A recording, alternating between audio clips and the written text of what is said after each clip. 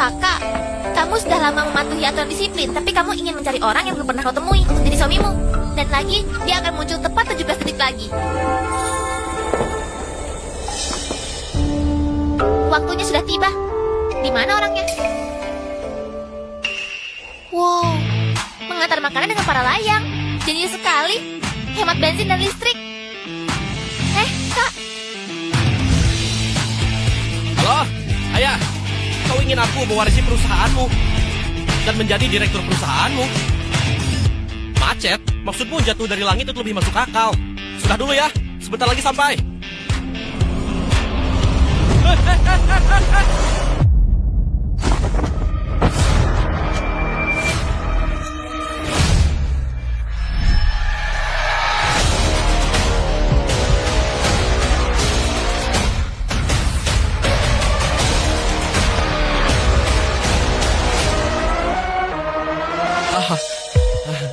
Terima kasih ya. Tidak perlu berterima kasih pada istrimu. Apa? Apa kamu salah orang? Namamu Sujin. Tahun ini berusia 23 tahun. 7 tahun lagi, kamu akan menjadi CEO berperusahaan yang bernilai puluhan triliun. Kamu adalah pahlawan sejatiku, mana mungkin aku salah orang. Ekonomi memang sedang tidak baik. Penipuan cinta ternyata menimpaku juga. Hal seperti ini memang siapapun tidak akan mudah percaya. Singkatnya, aku adalah istrimu di masa depan. Pada kehidupan sebelumnya aku meninggal karena kecelakaan. Tak disangka aku terlahir kembali. Aku tahu pencapaianmu di masa depan, cepat atau lambat kita akan bersama. Jadi, tolong segera menikah dan punya anak denganku. Kamarnya sudah kupersiapkan. Di kehidupan sebelumnya yang paling kamu sukai, kamar ranjang air. Kamar ranjang air? Apa itu? Halo, Ayah. Aku sudah di depan pintu. Ada seseorang yang ingin meneruskan garis keturunan keluarga Sukita. Aku segera ke sana ya. Hari ini, ayahmu akan membujukmu menjadi pemilik legal perusahaan. Ibu tirimu akan menfitnahmu hingga dipenjara. Kumohon jangan tertipu. Selain itu, adikmu akan... Maaf ya. Pelanggan memesan layanan tepat waktu. Jika terlambat, mereka akan memotong gaji CEO triliunan sepertiku. Permisi.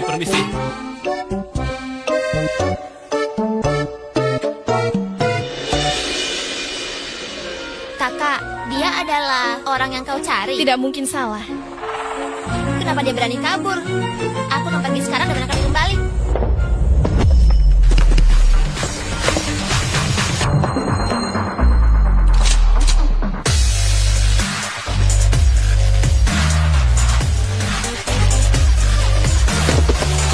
Muswe, kamu percaya Buddha kan?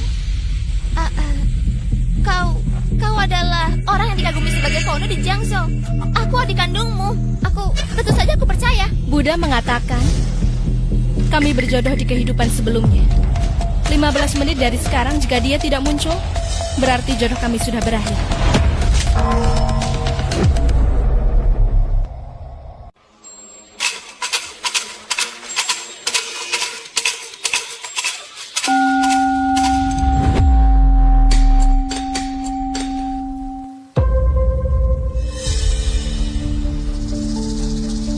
Janhe, keluarga kita meminta pada Fonyu selalu mendapat pertanda sangat baik. Tren kemerosotan perusahaan akhirnya bisa terhenti. Fonyu mengendalikan seluruh industri properti di Jiangzhou. Kita dan keluarga-keluarga di Jiangzhou semua ingin mendapat jodoh dari Fonyu. Tapi sampai sekarang, bahkan wajah Fonyu pun belum pernah kita lihat. Fonyu tak berperasaan, suci tanpa nafsu. Anak kita ingin mendapatkan kehormatan menjadi menantu keluarga Yu. Peluangnya sangat kecil. Ayah, barang yang Ayah minta sudah kubawakan. Terima kasih atas kerja kerasmu. Oh, aku berencana memintamu untuk mengambil alih grup Shu.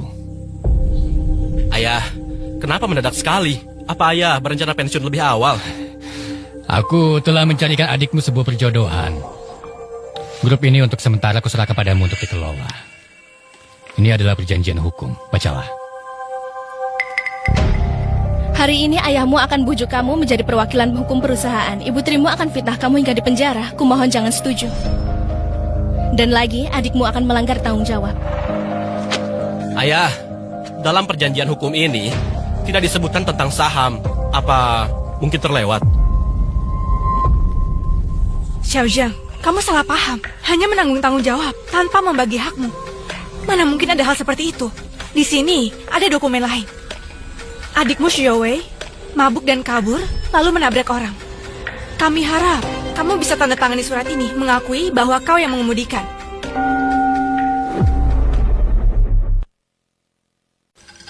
Ayah, mengemudi saat mabuk dan kabur itu bisa masuk penjara. Kau menyuruhku menanggung kesalahan anak harammu. Apa yang kau bicarakan? Anak haram apa? Dia adikmu. Hanya yang lahir dari ibu yang sama disebut adik. Dia hasil perselingkuhanmu. Bagaimana aku bisa mengakuinya? Kau! Aku sudah konsultasi dengan pengacara. Pengacara bilang paling lama 3 tahun penjara. Setelah kau keluar 3 tahun kemudian, aku akan menambah sahammu di perusahaan menjadi 3%. Nantinya perusahaan akan jadi milikmu. Masuk penjara 1 tahun, dapat saham 1%. Kau benar-benar murah hati ya? Tidak cukup. Kalau tidak cukup aku tambah lagi. Aku naikkan jadi 6%. Tapi, tidak bisa lebih dari itu.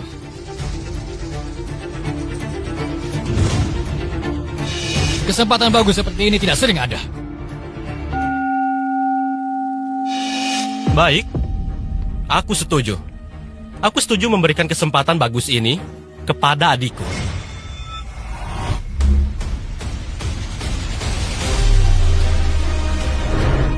Berhenti! Adikmu itu sebentar lagi akan melamar Fonyu dari Jiangzhou. Ini menyangkut urusan besar seluruh keluarga kita.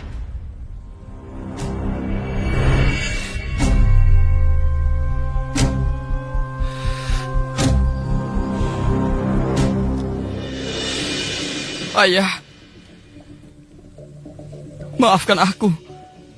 Aku tidak ingin menyulitkan Kajing. Biar aku saja yang mengaku bersalah. Ibu, kakiku sakit. Tolong bantu aku menyerahkan diri. Aduh Yowei, pernikahanmu dengan Fonyu sudah direncanakan. Bagaimana bisa kau menyerahkan diri? Ini urusan pribadi antara aku dan Suji. Tidak ada hubungannya denganmu. Berhenti! Kalau kau berani keluar dari pintu ini hari ini, kau tahu akibatnya. Konsekuensi apa?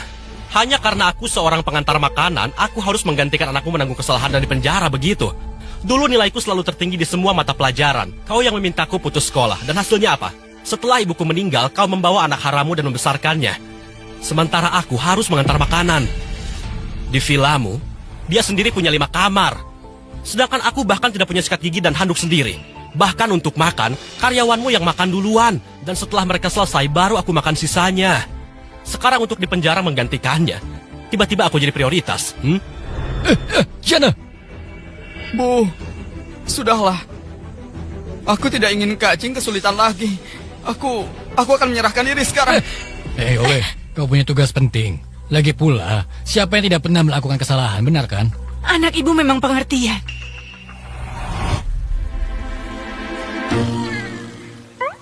Halo kakak ipar. Siapa yang kau panggil kakak ipar? Silakan masuk ke mobil kakak ipar. Mas kawin sudah disiapkan di dalam.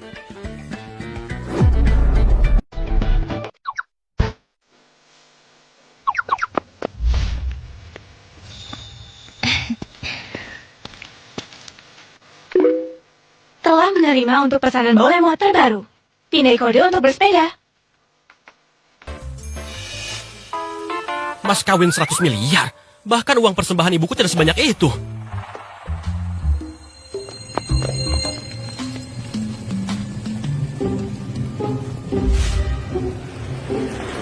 Kak, dia menolak mas kawin 100 miliar. Dia malah pergi mengantar makanan. Dia bukan orang yang menyukai uang. Lalu apa yang dia suka? Atau hubungan kalian sudah berakhir? Berakhir atau tidak, kita harus masuk dulu baru tahu. Berikan kartu kamar ranjang air padaku.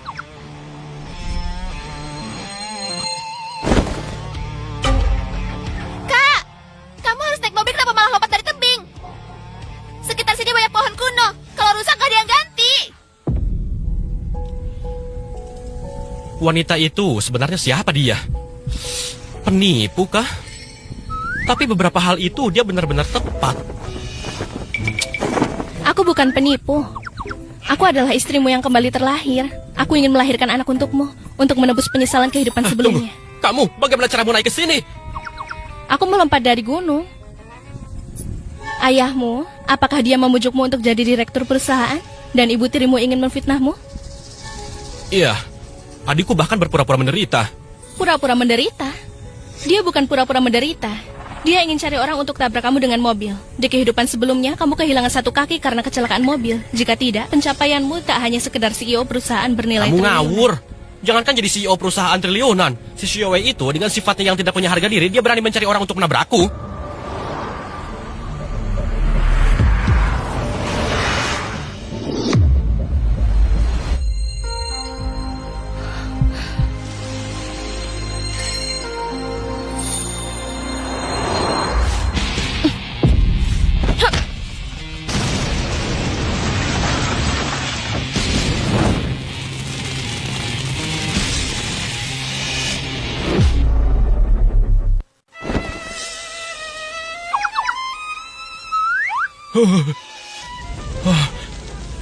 Kamu tidak apa-apa? Kamu tidak apa-apa? Sama seperti kehidupan sebelumnya, dia masih saja melindungiku saat bahaya. Aku tidak apa-apa. Tapi bajumu jadi kotor. Baju kotor tidak masalah. Yang penting orangnya selamat. Tidak bisa dimaafkan. Benar-benar tidak bisa dimaafkan.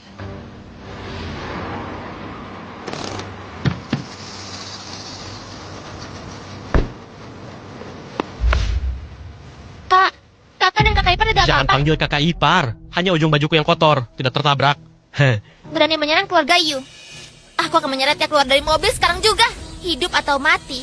Aku ingin lihat seberapa besar nyalinya. Adikmu pada akhirnya tetap menabrakmu dengan mobil. Xiaowei? Bukankah sekarang dia terbakar dalam kobaran api? Tidak ada orang di mobil. Dia menyuruh orang menggunakan teknologi, lalu melapor ke polisi untuk memfitnah. Dan mencari kambing hitam. Sialan! Keterlaluan sekali! Menabrakku sih tidak apa. Tapi kalau menabrakmu, apa aku masih harus membayar ganti rugi? Kak, tidak ada orang di mobil. Ah, ya ampun. Jangan-jangan mobil ini juga tidak suka pada kakak, sampai bisa menabrak sendiri.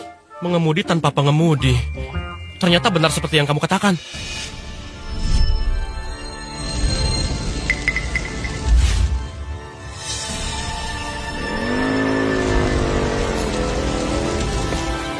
Masalah ini biar aku yang selesaikan. Kamu tunggu di kamar ranjang air dulu. Ini kan bukan urusanmu. Kenapa kamu yang mengurusnya? Pesan makananmu hampir terlambat. Kakak ipar, ayo pergi. Tapi... Masuk sana.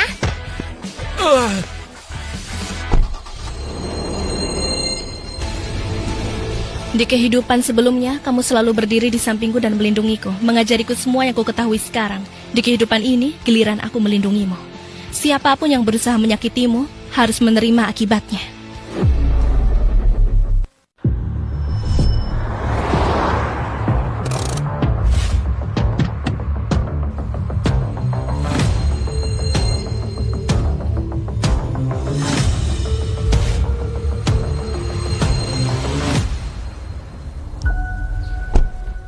Aku sudah mengantar pulang kakak ipar. Orang yang kau suruh aku ikuti masuk ke restoran ini. Terima kasih atas usahamu. Kak, di atas banyak orang. Ayo kita naik bersama. Urusan kakak iparmu, cukup aku sendiri yang menangani.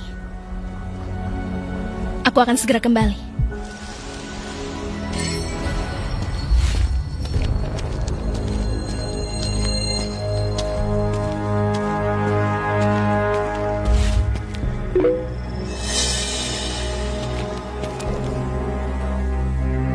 Kudengar, Tuan Harimau belakangan ini di Jiangzhou, bisnisnya sangat berkembang pesat ya. Bisnisnya memang cukup besar.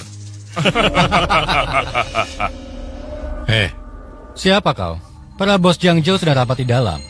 Orang luar dilarang masuk.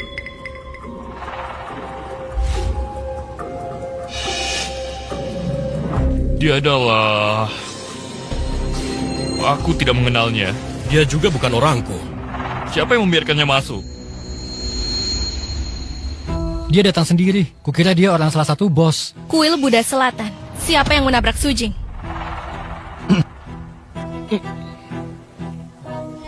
Kau? Aku yang menabraknya. Ada apa? Ah, Macan Tutul, apa yang terjadi? Kakak, biar aku yang menanganinya. Mengantar makanan itu rencanaku gagal gara-gara perempuan ini. Kenapa? Masih tidak mau mengaku ya? Hah? Apa kau mau menemani kami bersenang-senang untuk menghibur kami ya?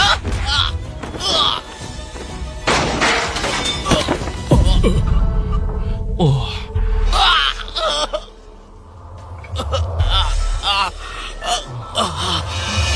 Gadis jahat dari keluarga Yu yang kejam itu ada di lantai bawah. Nona muda keluarga Yu sangat kejam dan bengis. Sedangkan kakaknya dingin dan tak berperasaan. Nona muda ada di bawah. Kalau gitu kau pasti dari kuil Buddha Selatan yang keberadaannya selalu misterius. Fon Yu dari keluarga Yu. Kau yang menyuruh orang menabrak Sujing. So Yu yang membayar kami untuk menabraknya. Aku mohon padamu.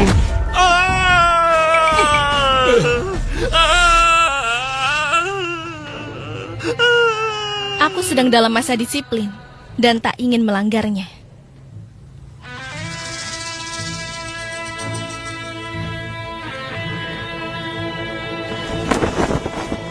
Aku tidak peduli kalian di Jiangzhou ini bos besar, bos kecil, atau bos terkecil sekalipun. Mulai sekarang jika kau mendengar nama Sujing, tunduklah padanya.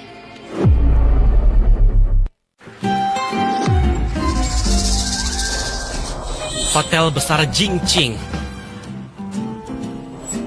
Kamar ranjang air di hotel bintang 5. Beneran atau bohongan nih?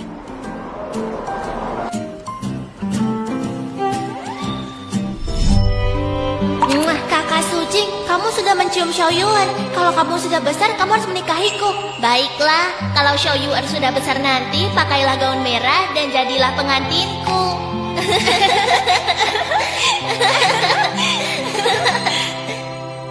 Entah benar atau tidak, yang penting bayar dulu. Xiao Yuer masih menungguku.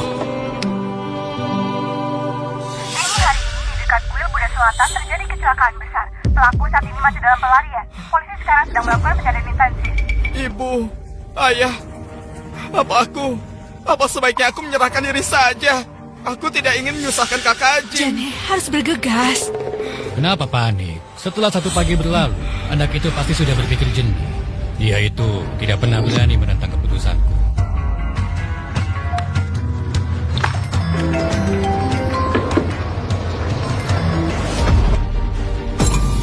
Dia berani memutus teleponku.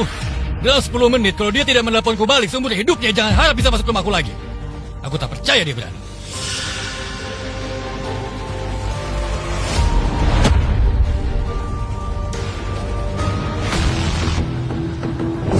Maaf, Hotel Cincing tidak menyediakan pesan antar. Jika mau mengantar makanan, berikan kepada saya. Permisi, apakah ini kartu kamar hotel Anda? Tamu pemegang kartu hitam? Selamat datang kembali.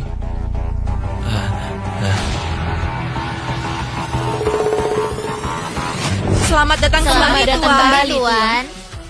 Pantas saja hotel bintang 5. Kualitasnya memang tinggi ya. Nyonya Yu sudah memberitahu kami. Silakan ikuti saya. Nyonya Yu yang mana? Tentu saja pemilik hotel kami, Yu Chaoqing. Satu-satunya kartu hitam dari hotel Jingqing kami, Nyonya Yu memberikannya langsung untuk Pemilik Anda. hotel bintang 5. Dia serius rupanya.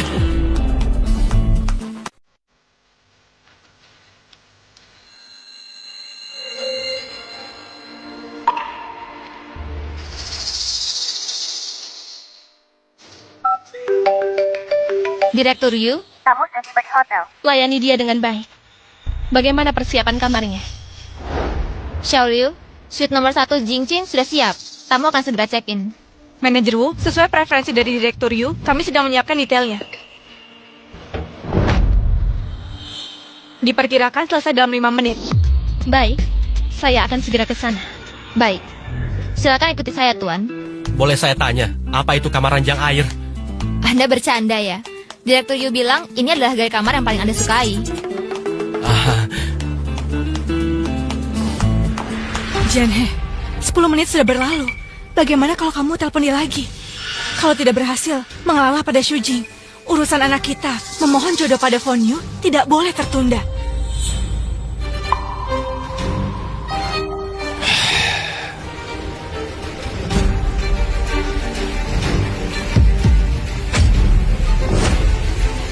Dia benar-benar memblokirku.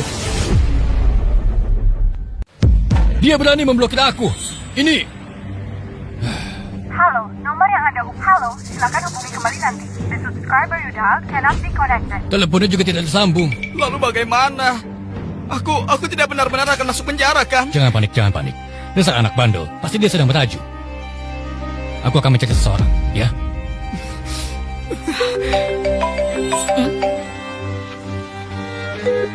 Apakah ini Yu Chaoqing, Nona Yu?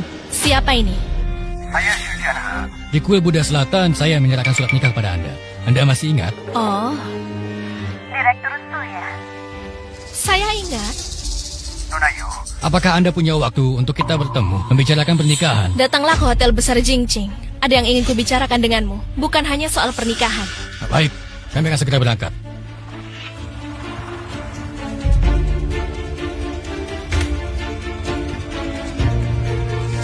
Su Yue yang menyuruh dan membayar kami untuk menabraknya. Aku baru saja menelepon Nona Yu. Dia bersedia berbicara tentang pernikahan. Maksudmu, minta bantuan untuk selesaikan masalah kita? Bagi dia, bukankah itu hal yang mudah? Fonyu, dengan aturan disiplin ketat tanpa hati dan perasaan. Ayah, aku benar-benar bisa mengendalikannya? Jangan merendahkan diri. Wanita Buddha itu dia hanya menganut Buddha, bukan menjadi biksu. Dia juga punya kebutuhan untuk menikah dan punya anak. Asal dia menerima perjodohan ini, berarti dia memberimu kesempatan. Ini kabar bagus sekali. Ayah, tapi kau tidak hanya punya aku sebagai anak. Pernikahan yang dibicarakan wanita Buddha, mungkinkah maksudnya dengan Kak Jing?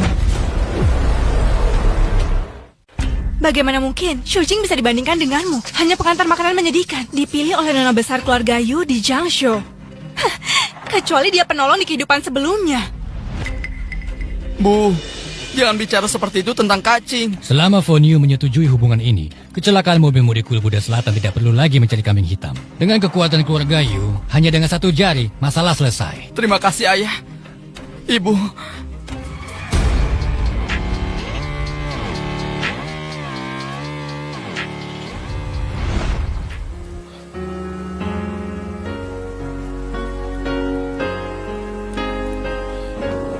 Tuan Su, ini adalah ruang makan eksklusif untuk suite nomor 1 Jingqing. Silakan makan terlebih dahulu.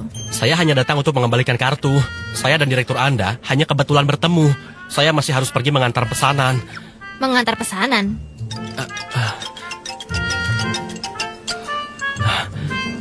Bos kami menelpon saya. Orang ini sangat galak. Mungkin dia mendesak saya untuk bekerja.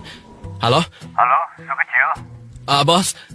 Su kecil, bulan ini kamu bisa beristirahat dengan baik. Tidak perlu masuk kerja. Bos, memang beberapa hari ini saya ada urusan. Tapi untuk pengantaran, saya pasti akan berusaha keras. Bukan begitu. Perusahaan telah memberikan izin khusus cuti 1 bulan untuk Anda. Gaji pokok tetap dibayar. Tidak. 3 kali lipat gaji pokok. Anda sudah bekerja keras belakangan ini. Jaga kesehatan Anda ya. Apa yang Nona perintahkan sudah saya laksanakan. Memberikan Shujing cuti dengan gaji tetap dibayar. Itu tidak cukup. Perusahaanmu telah dibeli kakakku. Mulai sekarang, Shujing adalah bosmu. Sepertinya masalah Tuan Su sudah teratasi ya. Mungkin ada penyesuaian bisnis di perusahaan. Beruntung saya mendapat libur. Kalau begitu tidak ada alasan untuk tidak menikmati hidangan lezat. Silakan, Tuan Su.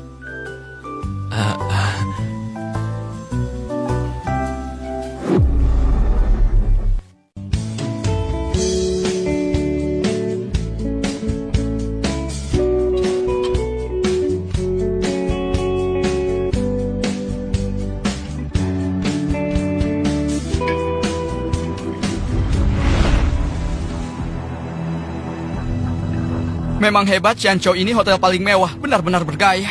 Ini hanya sebagian kecil dari industri Fonyu. Begitu pernikahanmu dengannya sudah ditentukan, kamu akan mendapatkan segalanya. Yowei, kamu sangat berbakat. Melukis, memahat, menciptakan penemuan, mahir dalam segala hal. Disukai oleh Fonyu. Hanya masalah waktu saja. Benar, tidak seperti Shujing itu. Kenapa dia juga datang? Sial. Ternyata dia tidak mati tertabrak.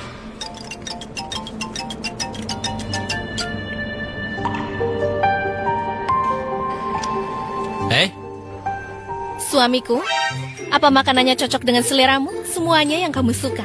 Suamiku, panggilan itu jangan sembarangan diucapkan. Tapi terima kasih atas jamuan ini. Bagaimana kamu tahu nomor teleponku dan apa yang kusukai? Dia bahkan tahu merek makanan pedas yang kusukai waktu kecil. Di kehidupan sebelumnya aku sudah hafal nomormu. Kesukaan itu bukan apa-apa. Aku bahkan tahu di bokongmu ada tai lalat. Bukan begitu. Sepertinya kamu menyelidikiku. Kenapa ayahku juga datang? Aku ingin mereka menyaksikan bahwa Kamu adalah orang yang kupilih di kehidupan sebelumnya dan sekarang.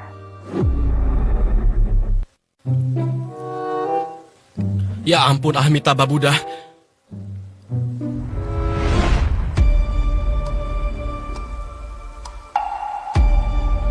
Waktu menghapus kontak saya, kamu sangat sombong kan? Sekarang masih berani muncul di sini. Presdiryu yang mengundang saya. Presdiryu?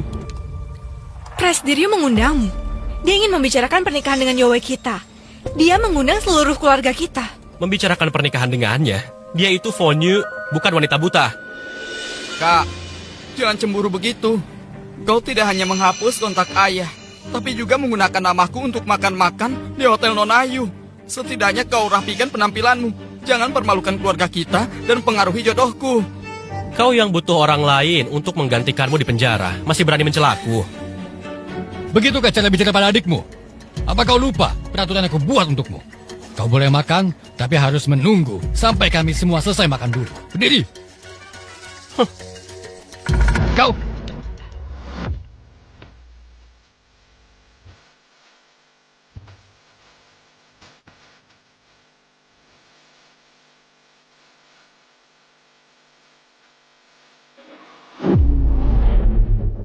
Kau berani sekali tidak menuruti kata-kataku. Ayah, ini bukan di rumahmu. Aturanmu tidak berlaku di sini. Sudahlah ayah. Kakak ingin makan, biarkan dia tinggal di sini untuk makan. Lagi pula dia sudah terlalu sering makan sisa. Tidak mudah baginya untuk makan enak. Yowei, kau memang pengertian. Kita punya urusan penting hari ini. Kita tidak boleh memberi Nonayu kesan buruk apapun. Manajer, Direktur Su. carikan dia pakaian yang layak untuk ganti. Lihat bagaimana penampilannya sekarang. Kalian juga tidak tahu cara menegurnya. Kalau sampai Nonayu mendapat kesan buruk, bagaimana jadinya? Direktur Su, Tuan Su adalah tamu kehormatan yang diundang langsung. Berpakaian santai, tidak masalah. Tamu kehormatan? Dia? Direktur Su?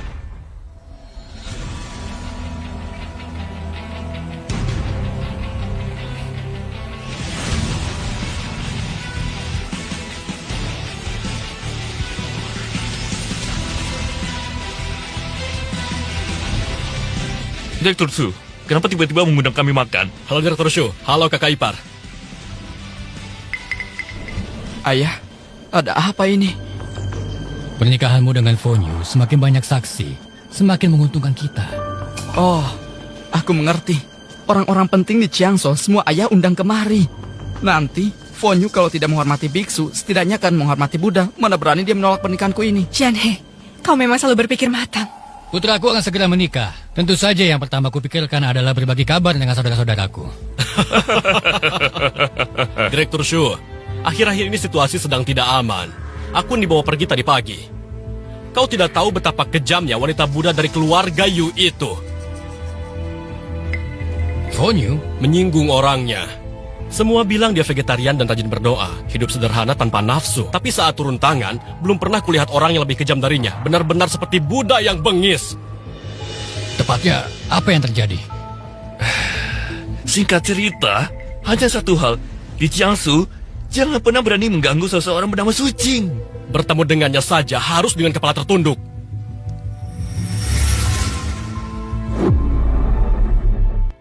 Tidak, Tuan Hu. Apa yang baru saja kau katakan? Hari ini keluargamu ada kabar bahagia. Jangan bicarakan hal yang membawa sial itu. Putra Direktur Su, hari ini gadis dari keluarga mana yang akan menikah denganmu? Tidak akan kusembunyikan. Justru yang tadi kalian bicarakan. Fonyu dari keluarga Yu. Benarkah? Bohong. Aku tidak pernah dengar Fonyu mau menikah. Banyak keluarga elit yang mengejarnya. Tapi bahkan tidak bisa melihatnya sekalipun. Direktur Shu, putramu bisa berhasil. Fonyu tidak memandang status, dia hanya memandang jodoh. Yowei, beri salam pada para paman, ayo beri salam. Halo Tuan Hu, halo Tuanan. Halo para paman. Tadi kalian bilang pamanku ditangkap. Kapan dia ditangkap? Sudah aku bilang, jangan bicarakan hal sial itu. Direktur Su, kenapa pengantar makanan diperbolehkan di sini? Apa datang untuk berbagi kabar bahagia keluargamu? Makan dengan lahap ya? Apakah Direktur Shu takut makanannya tidak habis dan menyuruhnya bungkus untuk dibawa pulang?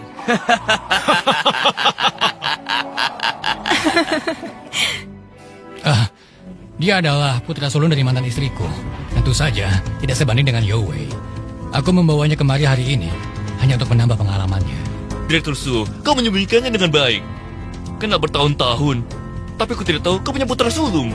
Kau yang begitu terhormat sebagai Direktur Shu, putramu mengantar makanan. Kau dan mantan istrimu punya dendam sebesar apa? Siapa yang tahu?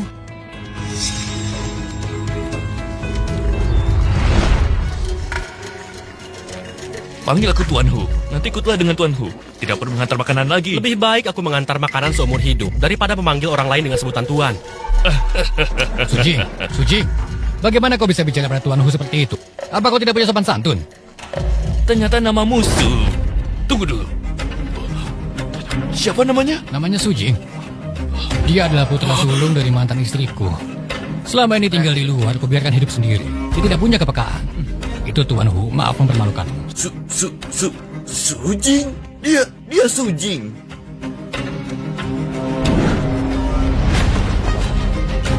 Aku tidak peduli kalian di Jiangzhou adalah bos besar, bos kecil, atau yang paling rendah. Mulai sekarang kalau mendengar nama Suji, tunduklah padanya.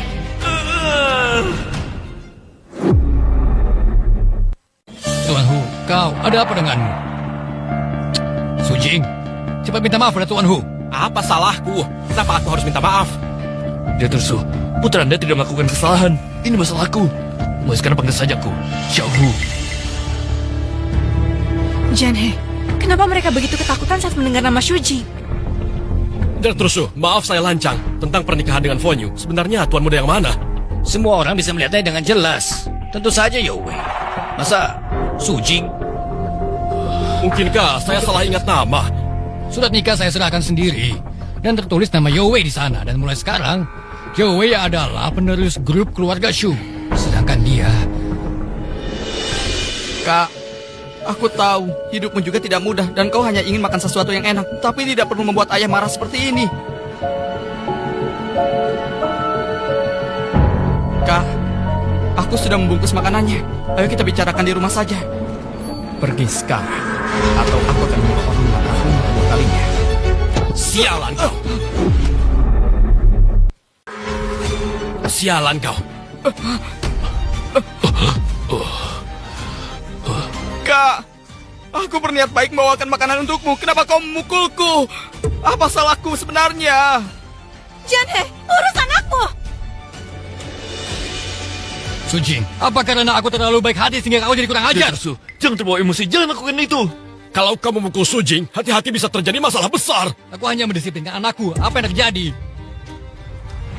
Ayah, apa kau tahu saat aku meninggalkan kuil Buddha Selatan? Hanya karena aku tidak mau menggantikannya masuk penjara, dia mencoba menabrakku. Benarkah itu? Ya, aku yang menyuruhmu menggantikanku. Ya, aku yang ingin menabrakmu dengan mobil. Sama sekali bukan karena kau iri padaku yang mendapatkan perhatian Fonyu. Kau iri padaku karena aku lebih disukai ayah. Janhe, Yo Wei kakinya terluka. Dia selalu bersama kita. Mana mungkin bisa menabrak orang? Sulit dipahami. Dia mabuk saat mengemudi menyebabkan 2 orang mati. Karena aku tidak mau menggantikannya, dia menggunakan mobil yang sama untuk menabrakku. Dia ingin menjadikan 2 kecelakaan itu sebagai salahku. Omong kosong. Jelas-jelas hanya ada 1 kecelakaan. Ayo kita pergi. Antarkan aku ke rumah sakit. Dengan kondisiku sekarang, aku tidak mungkin bisa menikah dengan Fonyu, kan? Yo Wei, jangan khawatir. Apapun ketidakadilan yang kau alami, ayahmu akan membelamu. Cepatlah. Sujing, aku hanya memintamu membantu adikmu sedikit. Kalaupun kau tidak bisa bantu ya sudah, tapi kau malah fitnah. Aku benar-benar kecewa padamu. Kalau hari ini aku tidak memberimu pelajaran, semua orang akan mengatakan aku pilih kasih. Aku... Ayah, menurutmu apakah ada orang yang mempermainkan nyawanya sendiri? Sejak kecil, pernahkah ayah percaya padaku? Pernahkah menghargaiku sekali saja? Aku tidak pernah. Sebelum usia 7 tahun, ayah sudah menetapkan peraturan untukku, melarangku makan di meja yang sama, katanya untuk menanamkan konsep hierarki sejak dini. Sebelum usia 13, ayah bahkan tidak pernah memujiku satu kali pun. Ayah hanya berkata, lebih baik ditindas keluarga daripada ditindas orang luar. Tahun ketika ayah membawa Xiaowei ke rumah, usiaku 16 tahun. Dan sejak tahun itulah, aku baru tahu, ternyata generasi muda boleh makan di meja yang sama. Ternyata hanya dengan merapikan tempat tidur bisa mendapatkan pujian. Ternyata ketika dia berbuat salah, aku yang bisa menanggungnya. Aku tidak pernah membencimu karena perlakuanmu yang buruk. Dan tidak pernah menjauhimu karena sikapmu yang dingin. Kajing memukul mataku. Sakit sekali. Rasanya mataku akan buta, ayah. Janhe, anak tak terdidik kesalahan ayahnya. Kalau kau tak turun tangan, aku yang akan membalas dendam untuk anakku.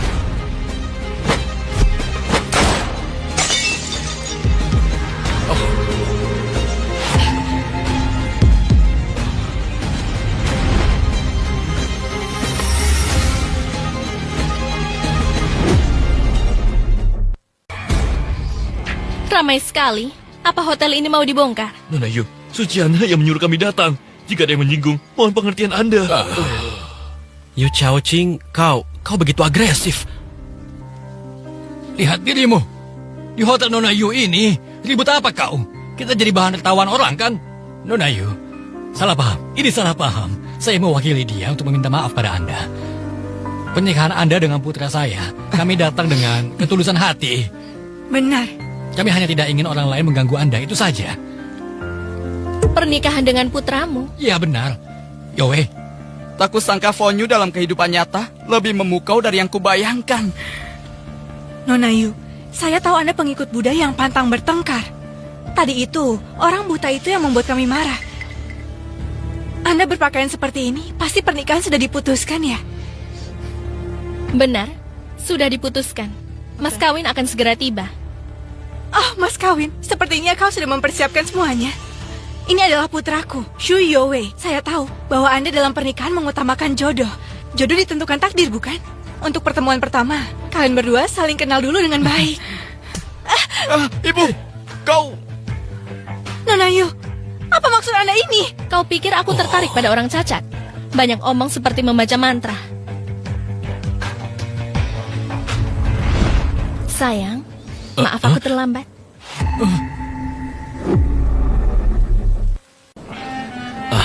Sebutan suami itu, aku tidak berhak menyandangnya. Kenapa begitu? Karena tidak pergi bersamaku ke kamar. Nona Yu, apakah kamu salah paham? Di surat nikah yang aku berikan padamu tertulis nama Shu Youwei, bukan Su Jing. Lihat saja.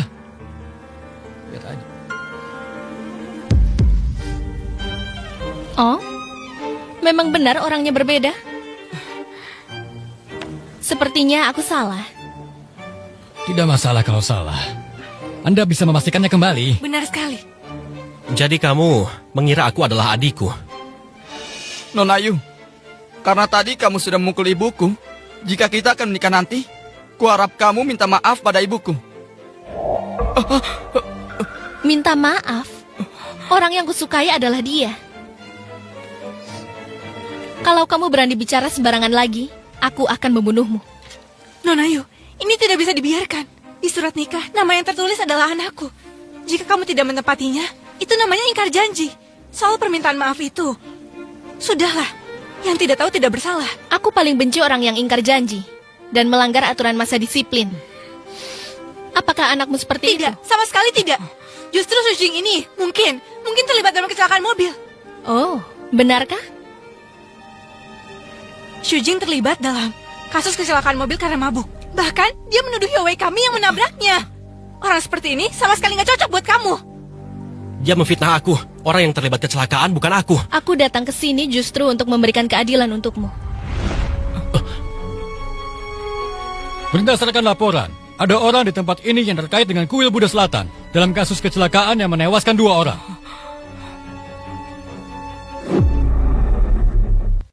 Berdasarkan penyelidikan, dini hari ini di kuil Buddha Selatan, kendaraan yang sama telah menyebabkan 2 kecelakaan beruntun. Kejadian pertama menabrak satu keluarga beranggotakan 4 orang, mengakibatkan 2 kematian. Kejadian kedua menabrak pagar pembatas, menyebabkan ledakan dan hampir menimbulkan kebakaran. Kau dengar itu? 2 kecelakaan. Dia menabrak orang sampai mati melarikan diri belum cukup. Lalu mencoba menabrakku dan sekarang mau menjebakku. Ayah, sungguh bukan aku yang melakukannya. Kendaraan penyebab kecelakaan terdaftar atas nama grup Shu. Dini hari tadi, siapa yang mengemudikannya? Pak Inspektur, dia yang berada di kuil Buddha Selatan. Dialah yang menabrak orang. Aku yang menabrak orang. Kalau aku sungguh punya kemampuan itu boleh saja. Sayangnya aku tidak punya mobil dan tidak punya SIM. Omong kosong. Saat kau berumur 18 tahun, aku sudah membelikanmu mobil dan menyuruhmu mengambil SIM. Orang yang kau beri mobil adalah Shu Youwei, bukan aku. Mobil itu kau berikan padanya di hari ulang tahunnya. Tapi kau tidak perlu berpura-pura menyedihkan seperti ini. Sejak kau dewasa, aku memberimu uang saku minimal 100.000. Kau sudah menabungnya selama bertahun-tahun. Masa tidak mampu beli mobil atau mengurus SIM?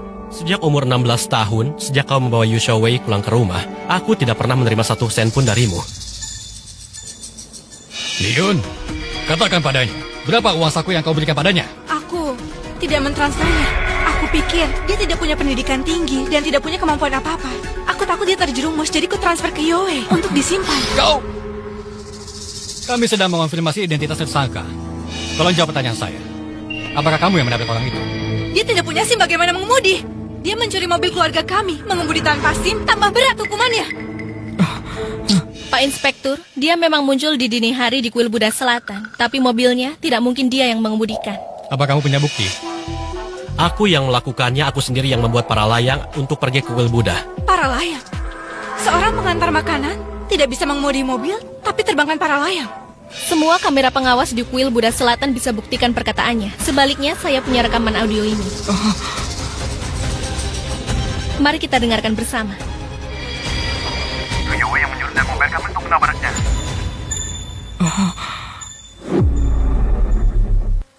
Apa maksudnya ini? Dari mana rekaman ini? Anakku Yoe, kapan dia menyewa orang? Ambilkan rekaman CCTV dari kuil Buddha Selatan. Baik,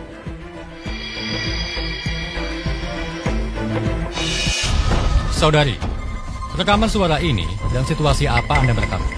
Shu Youwei mabuk dan melarikan diri. Dia ingin membuat pria ini menanggung kesalahannya. Setelah ditolak, dia kemudian menciptakan sebuah kecelakaan untuk menjebaknya. Tidak, Nona Yu. Yowie memiliki hati yang baik. Dia mana mungkin melakukan hal sekejam itu? Bukankah ini pembunuhan berencana? Memang pembunuhan berencana. Ayah, aku tidak melakukan hal seperti itu. Aku benar-benar tidak melakukan hal seperti itu. Dia mau fitnahku. Kapten, rekamannya sudah ditemukan. Apa? Berdasarkan perbandingan waktu, saudara ini saat kejadian tidak berada di lokasi, jadi dia bisa dikeluarkan. Apa dari rekaman CCTV bisa terlihat jelas siapa yang menabrak korban? Kita tidak bisa membiarkan binatang seperti itu bebas. Orang yang mengemudikan kendaraan seharusnya adalah...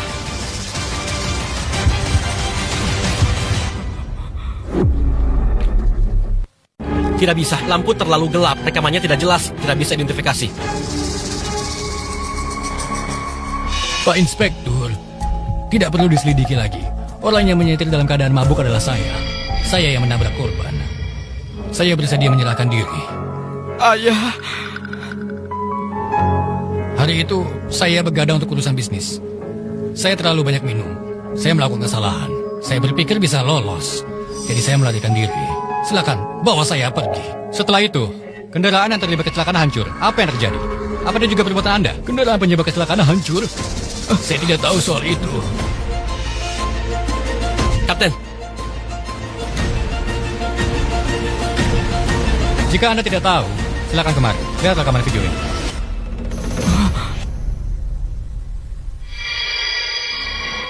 mobil ini sengaja menabrak kedua rekan kita. Ini percobaan pembunuhan. Tapi untungnya tidak ada korban jiwa. Xiaowei. Berapa banyak hal lagi yang kau sembunyikan?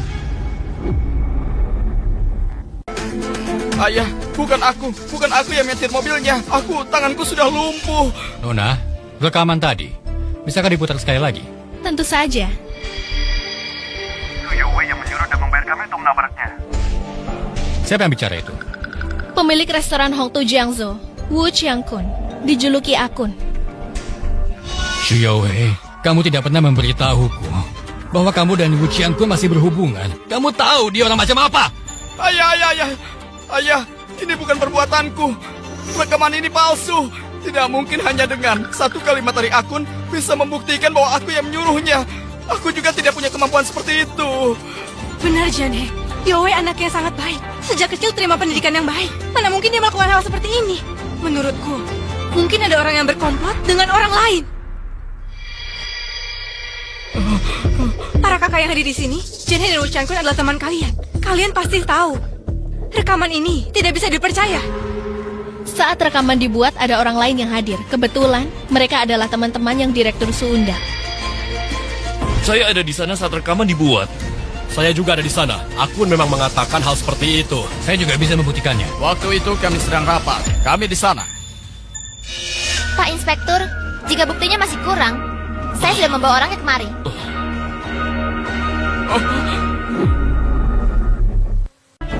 Itu aku menerima 500 juta dari Su Yowei untuk membereskan Sucing. Akulah yang mengemudikan mobil itu. Saat menabrak orang, aku memanfaatkan teknologi mengemudi otomatis. Aku mengaku bersalah. Interogasi mereka. Baik.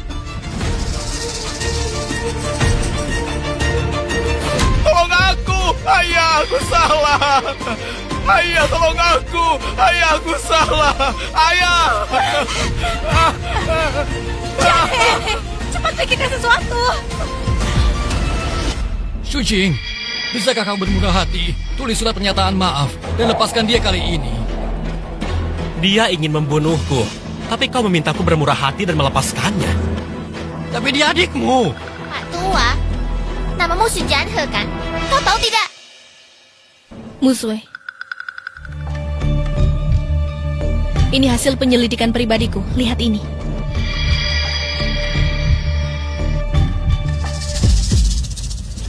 Apa yang tertulis di situ? Lihat saja sendiri. Nona Yu, aku tahu semua ini hari ini adalah kau yang membantu Sujing. Tapi ini kenapa? Su Yowei seharusnya menjadi pasanganmu. Paman, Anda salah paham. Aku datang hari ini bukan karena surat pernikahan, tapi karena Sujing. Aku ingin mengundang kalian untuk menjadi saksi. Kalian tidak pernah benar-benar mengenalnya. Karena Sujing? Astaga, Pak Tua. Apa kau bodoh? Kakakku pakai busana pernikahan karena yang bertunangan. Sebagai ayahnya kau menyaksikannya. Masuk akal kan?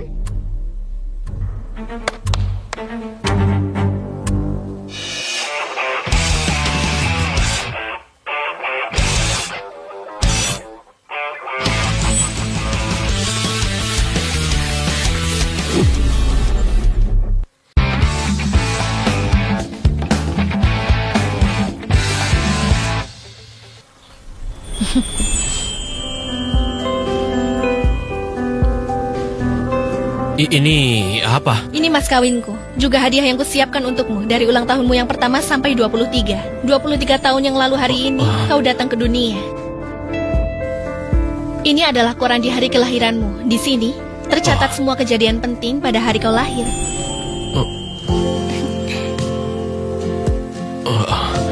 Saat kau berusia 1 tahun, ayahmu mulai berbisnis, hanya ibumu yang menemanimu. Kupikir, mungkin kau perlu tumbuh besar dengan mendengarkan cerita seperti Pangeran Cilik. Pangeran Cilik yakin bahwa semua orang dewasa pada awalnya adalah anak-anak.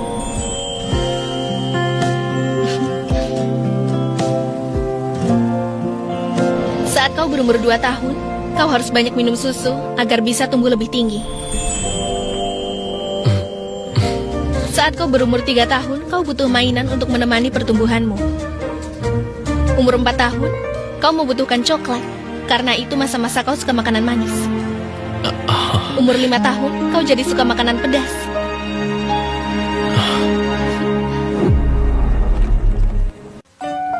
6 tahun, kau jadikan konsol game sebagai mainan masa kecilmu. 7 tahun, kamu butuhkan bola sepak, usia di mana kamu suka berlari dan bergerak. 8 tahun, kamu membutuhkan sikat gigi elektrik. Tidak boleh sampai gigimu berlubang. 9 tahun, pengharum ruangan yang manis. Semoga setiap malam kamu memiliki mimpi yang indah. 10 tahun, kamu punya celengan saatnya memiliki kesadaran menabung. 11 tahun, kamu memiliki sebuah album koleksi untuk mengkoleksi piagam penghargaanmu. 12 tahun, kau butuhkan tas sekolah yang besar karena kamu harus bersiap masuk sekolah. 13 tahun, ibumu jatuh sakit.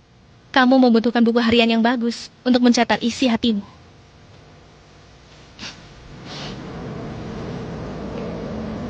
14 tahun. Sepatumu yang lama ditambal oleh ibumu. Kamu sangat mendambakan sepasang sepatu olahraga baru.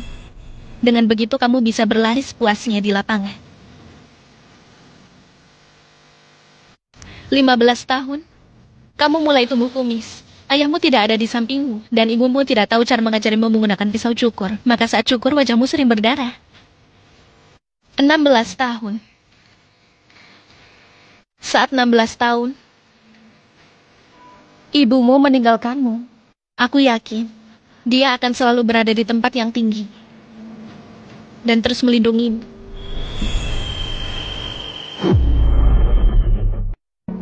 Kenapa kamu begitu tahu tentang masa kecilku?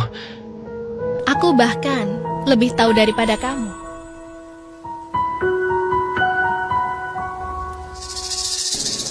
Saat kamu berusia 17 tahun, ayahmu membawa Su Yowei pulang ke rumah. Sejak itu kamu hanya bisa makan sisa makanan mereka. Di vilamu, dia sendirian punya 5 kamar. Aku bahkan tidak punya sikat gigi dan handuk sendiri.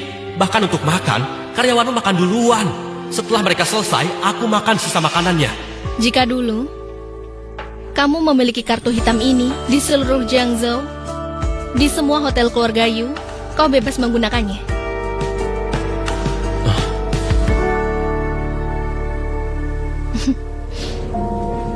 Saat 18 tahun, ayahmu memberikan mobil untuk Su Yowei, tapi mengabaikan permintaanmu untuk mengambil SIM. Omong kosong. Saat kamu berumur 18 tahun, aku membeli kamu sebuah mobil dan menyuruhmu belajar mengemudi. Orang yang kau beri mobil adalah Su Yowei, bukan aku. Mobil itu kau berikan padanya di hari ulang tahunnya. Menurutku, SIM bisa kau ambil nanti. Tapi sekarang, kamu bisa memiliki lebih banyak mobil daripada dia. Ah. 19 tahun, kamu bahkan harus minta izin untuk pulang dan tidak punya kamar sendiri. Aku ingin memberitahumu, di seluruh Jiangzhou, sertifikat hak milik, kamu akan punya rumah di mana-mana.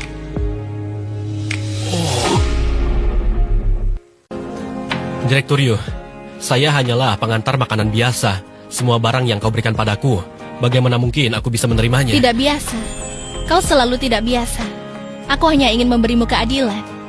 Hanya itu saja. 20 tahun, kau mulai dimusuhi oleh rekan kerja dan atasanmu. Aku mengakuisisi perusahaanmu.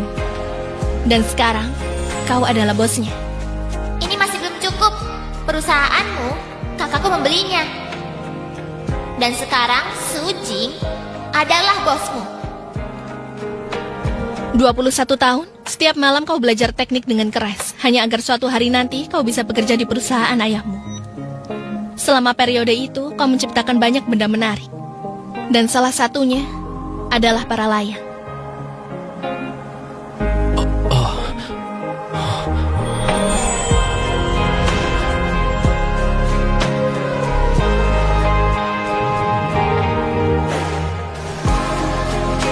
Kau tak perlu iri pada siapapun. Para layang ini, ku buat berdasarkan desainmu, dan ku berikan padamu.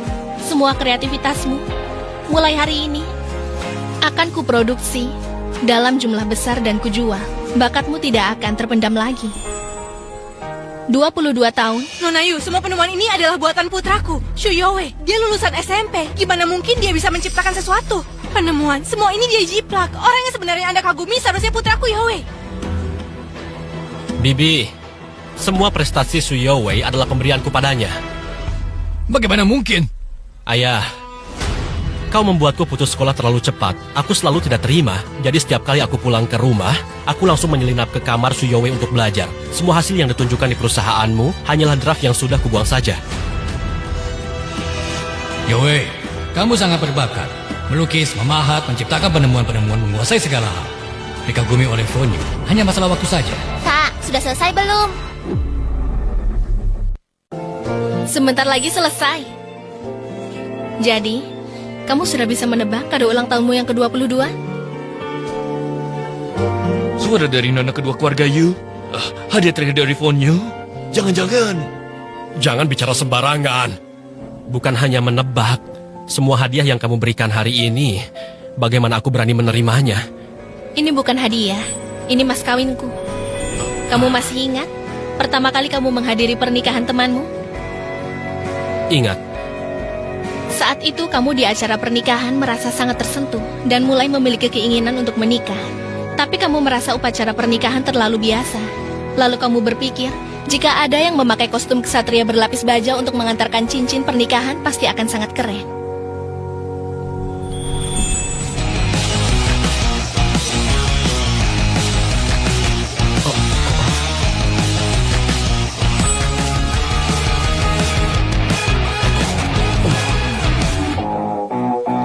Jadi, untuk hadiah ulang tahunmu yang ke-22, aku ingin mengabulkan keinginanmu itu. Dan hari ini, hadiah ulang tahunmu yang ke-23, aku ingin memberikan diriku padamu. Tuan Su, maukah kamu menikahiku? Jadi, Fonyu selalu datang untuk Sujing, bukan untuk mencuri hasil kerja Sujing si Suyowie itu.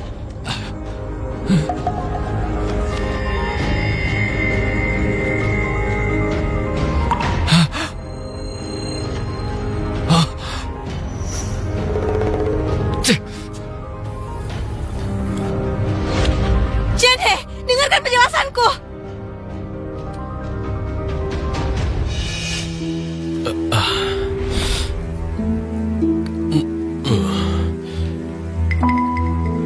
Sungguh pasangan yang serasi. Benar-benar jodoh yang ditakdirkan. sungguh mengharukan. Kenapa aku tidak bisa bertemu dengan wanita seperti itu?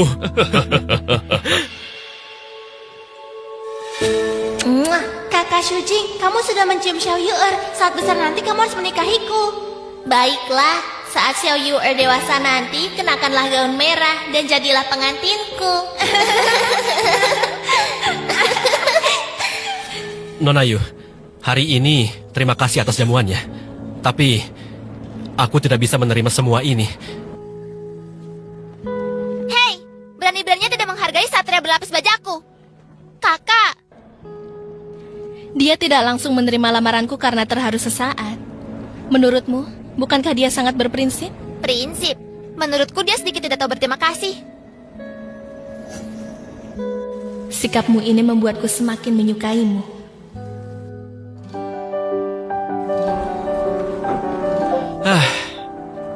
Soal kehidupan masa lalu dan sekarang itu, anggap saja sebagai mimpi.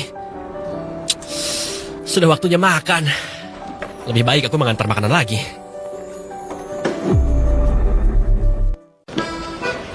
Waktunya makan. Ayo Jingxi, ayo makan. Sebentar ya.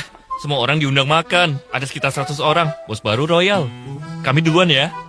Kau minum lagi ya? Juga. Tunggu aku.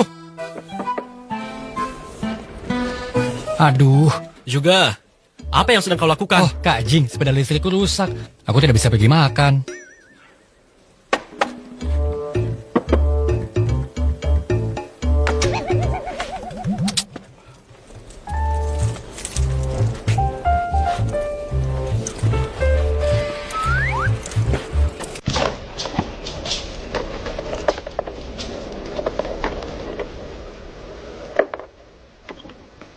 Sudah beres? Kak Jing, kau hebat sekali. Kau persis seperti orang luar negeri itu. Marx. Mask. Sama aja. Kalau begitu Kak Jing, aku duluan ya. Celana dalammu kebesaran. Kalau gitu aku ke pesta makan itu untuk ambilkan rokok untukmu ya. Dan juga paha yang besar. Tanganku lebih cepat. Pergilah.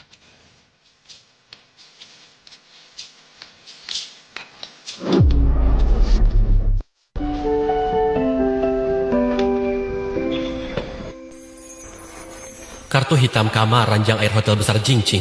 Ngomong-ngomong, aku masih belum mengembalikan padanya. Hei Cing, coba lihat. Ponselku ini kenapa tidak bisa menyala ya? Padahal ingin pamer makanan.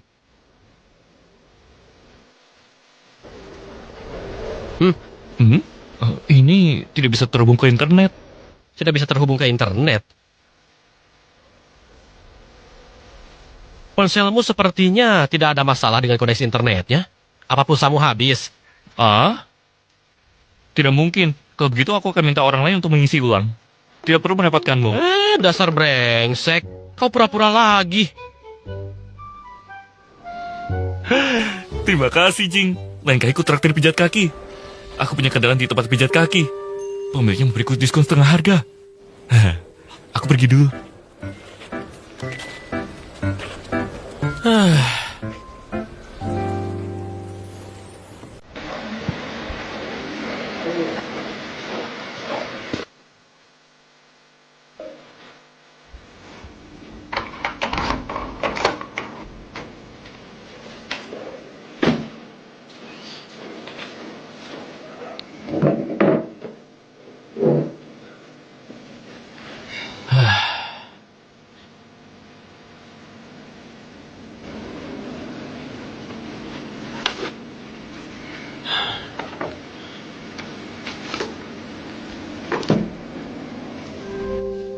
Sujing bersumpah akan menikahi ikan kecil.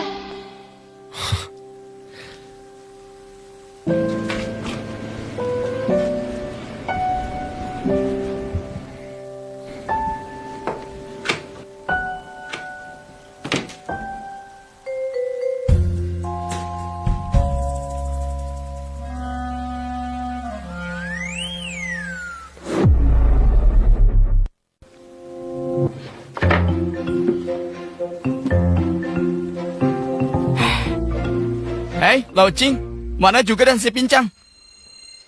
Ada pemberitahuan di grup. Mereka pergi makan. Larinya cepat sekali. Ayo kita pergi bersama, aku antar kau ke sana. Kalian baru saja membatalkan pesanan. Aku sudah makan. Tidak lapar. Hei, ada gadis cantik di lantai bawah. Kau tidak mau melihatnya? Hah? Tidak mau. Ada yang bilang, kelak aku akan menjadi CEO bernilai triliunan. Aku harus membohongi diriku dulu. Baiklah, kalau kau menjadi CEO triliunan, maka aku adalah saudara dari CEO triliunan. Wajahku akan bersinar. Baik, aku pergi dulu ya. Bos bilang kalau tidak datang akan dipotong gaji. Aku bantu kamu absen. Tolong tutup pintunya ya. Kalau tidak belajar.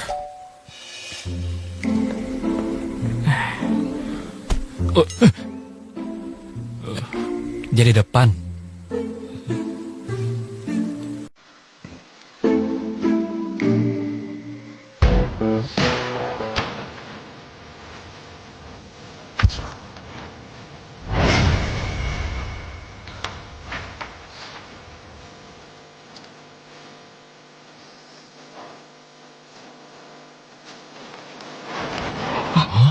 Dia berjalan ke arah kita.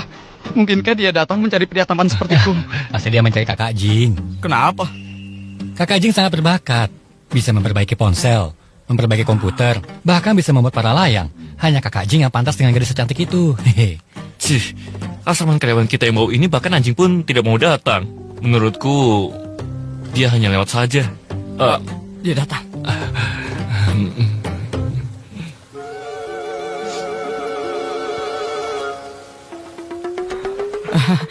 Nona cantik, kau mencari siapa? Permisi, di mana asrama Sujing?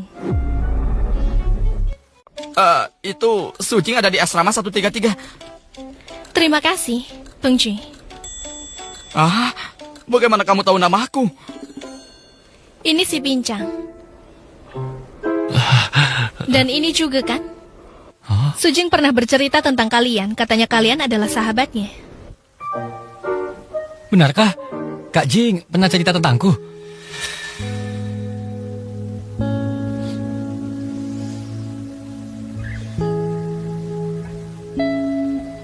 Kalian di masa depan akan menjadi orang hebat. Hah?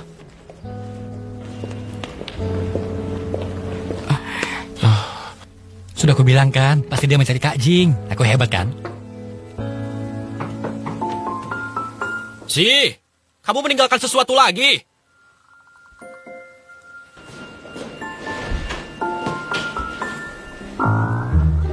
Nona Ayu, kenapa kamu kemari? Waktu itu kamu kabur. Aku datang untuk menagih hutang. Bagaimana? Tidak mau mengundangku masuk dan duduk sebentar? Silakan masuk. Kartu hitam yang kamu berikan padaku, aku belum mengembalikannya. Aku akan mencarinya.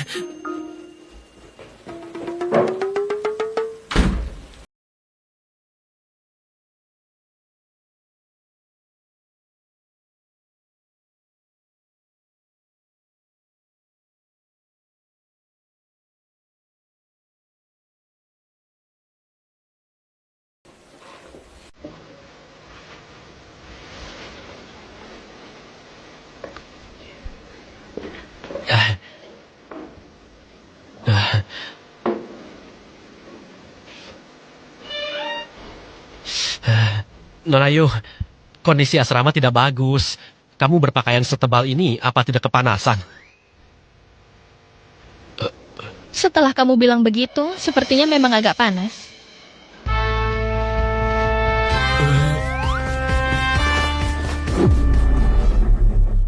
Bukan! Kamu ini... Kenapa kamu gugup? Aku gugup. Kamu kenapa? Ini ya. Menurutmu, warna merah membuat kulit terlihat lebih putih kan? Kenapa? Tidak bagus ya? Bagus kok. Kalau bagus, kenapa tidak melihat ke arahku? Aku sedang melihat kok. Kenapa kamu memalingkan wajah? Kamu benci padaku ya? Tidak. Kamu datang mencariku. Kenapa pakai baju seperti ini? Ya, untuk pamer lah. Kamu tidak suka. Suka kok. Lalu kamu suka aku? Atau suka bajunya? Kamu pertanyaanmu ini, aku bagaimana harus menjawabnya? Menurut kamu aku yang cantik? Atau bajunya yang bagus?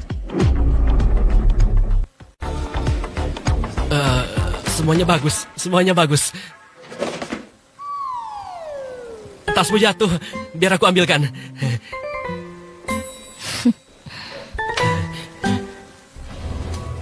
Bukan. Ini apa lagi ya? Coba kamu tebak. Sujing, kamu di dalam. Ya, ada apa? Tadi ada seorang wanita mencarimu. Aku sangat mengkhawatirkanmu. Kamu bertemu dengannya?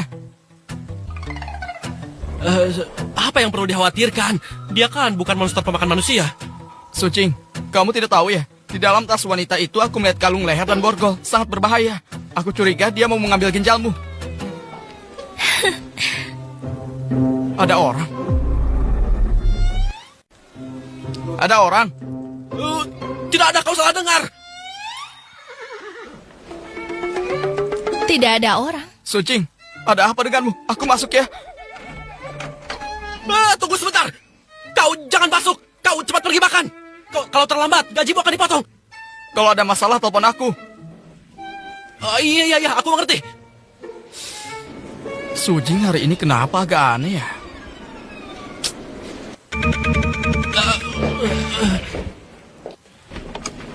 Kenapa bilang tidak ada orang? Ingin berduaan denganku? Aku hanya merasa kalau ketahuan orang tidak bagus. Tenang saja. Makan siang mereka akan berlangsung lama. Tidak akan ada yang datang mengganggu kita. Kau sudah tahu kami akan makan bersama. Informasi tentang makan bersama, aku yang mengumumkan. Aku sudah mengakuisisi perusahaan kalian, tapi kau tetap bosnya. Aku hanya mewakili hak pengelolaan. Kau harus mengaturku dengan baik dulu. Baru bisa mengatur perusahaan.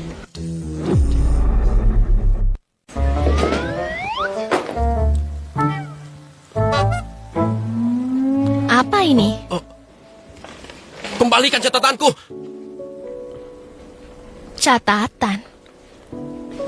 Apa itu penting bagimu? Jika kau benar-benar datang dari kehidupan sebelumnya dan cukup mengenalku, seharusnya kau tahu apa yang tertulis di atasnya.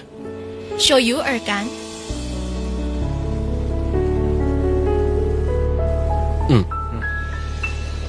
Kau berpisah dengannya saat 6 tahun dan tidak bertemu lebih dari 10 tahun hanya karena candaan masa kecil. Kau terus menunggunya kan untuk menikah? Kau terobsesi dengan melanjutkan jodoh kehidupan sebelumnya, sedangkan aku terobsesi padanya karena janji masa kecil. Apa salahnya dengan itu? Ternyata kita memang orang yang sama. Jadi, aku semakin menyukaimu. Bukankah menurutmu merebut milik orang lain itu sangat mendebarkan? Nona, keserakahanmu, kemarahanmu agak parah ya. Kalau tidak parah, bagaimana bisa berlatih Buddha? Mari kita serakah bersama. Bangji, bukannya kau pergi makan? Penggepalamu, ini aku, Kak. waktunya sudah habis.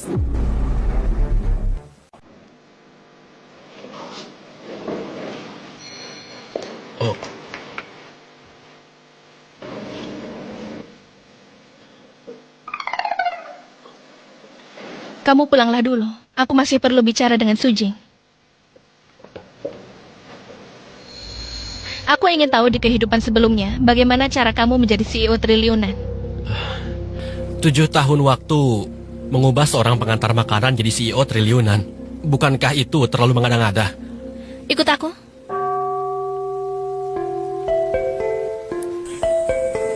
Di kehidupan sebelumnya, jalur hidupmu berubah tepat di tempat ini. Kuil Buddha Selatan. Karena kamu terlalu percaya ayahmu, maka di kehidupan sebelumnya, ketika datang ke sini, kamu memilih untuk menandatanganinya. Barang yang kamu minta, sudah aku bawakan. Di telepon aku sudah menjelaskan semuanya. Aku ingin kamu datang ke grup Shu untuk menjadi penerusku. Ayah, akhirnya ayah mempercayaiku.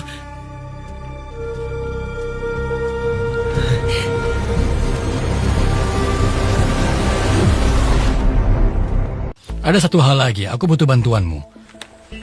Adikmu Xu Yaowei telah melakukan tabrak lari. Dia menabrak seseorang. Aku perlu kau menulis sebuah pernyataan, mengakui bahwa mobil itu kau yang mengemudikan.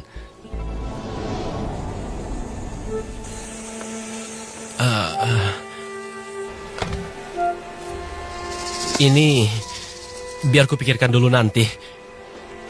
Tanda tangani saja, Shujing. Bukankah kau sudah menunggu kesempatan ini? Ayahmu sekarang sudah menyerahkan perusahaan. Kau tidak ingin dia kesulitan, bukan? Kak, aku mohon padamu, tolong tanda tangani saja. Kak.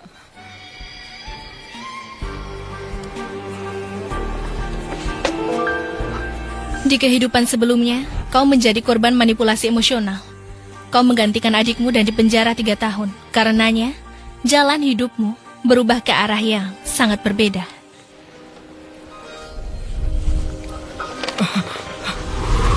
Aku menggantikan Xu Yaowei di penjara 3 tahun. Mana mungkin aku sebodoh itu? Jika kau bisa memikirkan hal itu, tentu mereka juga bisa. Jadi, ikut aku.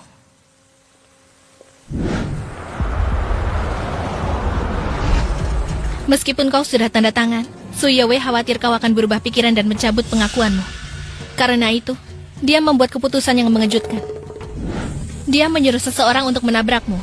Dengan begitu, kau tidak bisa mencabut pengakuanmu lagi. Akibatnya kakimu patah. Dan kau dipenjara 3 tahun.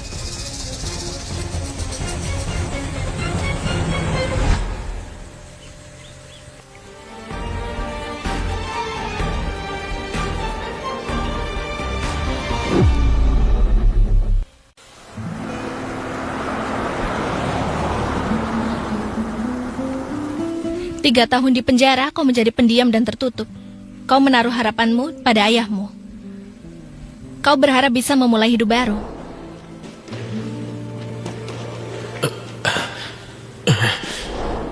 Tapi pada hari pembebasanmu, ayahmu bahkan tidak mengirim orang untuk menjemputmu. Dengan polosnya kau berpikir dia salah mengingat waktunya. Sujing. Yang menunggumu adalah 3 teman sekamarmu. Mereka menunggu tepat waktu saat kau bebas. Mereka percaya kau difitnah. Mereka yakin kau tak mungkin menabrak orang dengan mobil. Mereka semua sahabat sejati. Bukan hanya aku yang berpikir begitu. Mereka melakukan itu karena kau pantas. Bisa jadi CEO bernilai triliunan bukanlah kebetulan. Aku tahu persis seperti apa diriku sebenarnya. Jika hanya mengandalkan persahabatan bisa menjadi CEO triliunan, maka di dunia ini tidak akan ada orang miskin. Sampai saat ini, kau masih belum tahu bahwa Xu Yaowei lah yang menabrakmu dengan mobil. Kau masih menyimpan secerca harapan. Berpikir setelah 3 tahun di penjara dan kehilangan 1 kaki, penderitaanmu sudah berakhir. Sayang sekali.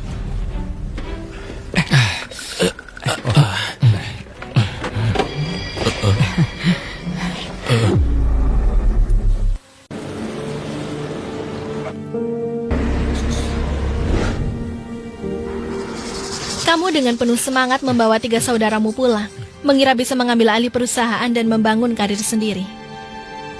Tapi Kamu sudah permalukan ayahmu, masih mau mengambil alih perusahaan. Kamu hanya pengantar makanan yang pernah dipenjara 3 tahun. Atas dasar apa? Itu dia. Aku dipenjara menggantikan dia. Dan ayahku sudah berjanji untuk bertemu denganku. Bertemu ayahku sekali saja. Kakak Jing, apa maksudmu di penjara menggantikan aku? Jelas-jelas kamu yang menabrak orang dengan mobilmu. Ayah tidak akan menemuimu. Sebaiknya kalian segera pergi. Apa yang kau bicarakan? Jelas-jelas kau yang memfitnah kakak Jing. Jangan keterlaluan kalian. Hati-hati aku bisa mukulmu. Wah, aku takut sekali. Suji, berani-beraninya kau membawa bantuan untuk mengancamku di rumahku sendiri. Lihat saja nanti.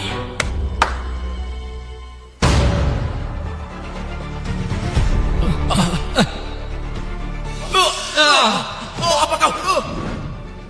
sejak hari itu, kepribadianmu mulai berubah. Kau memutuskan untuk mandiri dan membangun karirmu sendiri. Tidak lagi berharap pada siapapun.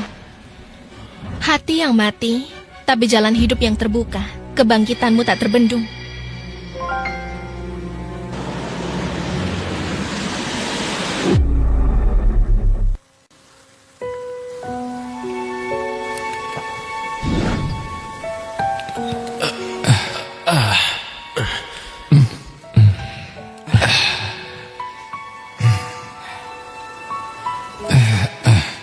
Bos, tolong sebotol anggur. Tahun pertama kau putuskan untuk mengambil beberapa penelitian dan penemuan, lalu mencari pabrik untuk memproduksinya. Tapi kamu kekurangan modal. Ketiga saudaramu tanpa banyak bicara, menyerahkan semua tabungan mereka dari 3 tahun bekerja sebagai kurir. Maka perusahaan pertamamu pun berdiri, perusahaan grosir barang Jinsheng.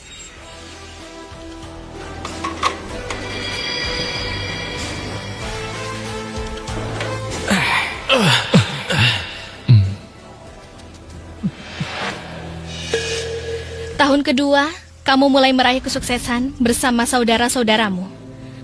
Berkat kualitas produk yang bagus dan kerja keras, perusahaan Jinsheng berhasil mendapatkan popularitas. Kau membawa saudaramu ke sini untuk merayakannya.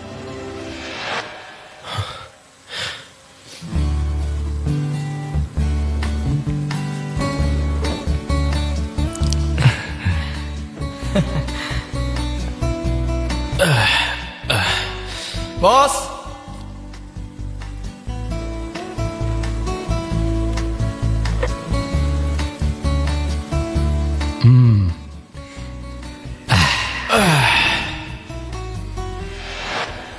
Cara memulai seperti ini ternyata hampir sama dengan yang kubayangkan. Memulai dari nol dengan 3 kurir, sungguh cerita yang luar biasa. Apakah semuanya berjalan semudah itu? Tentu saja tidak, itu baru aset senilai 1 miliar. Untuk menjadi CEO bernilai triliunan, pasti harus mengalami beberapa rintangan.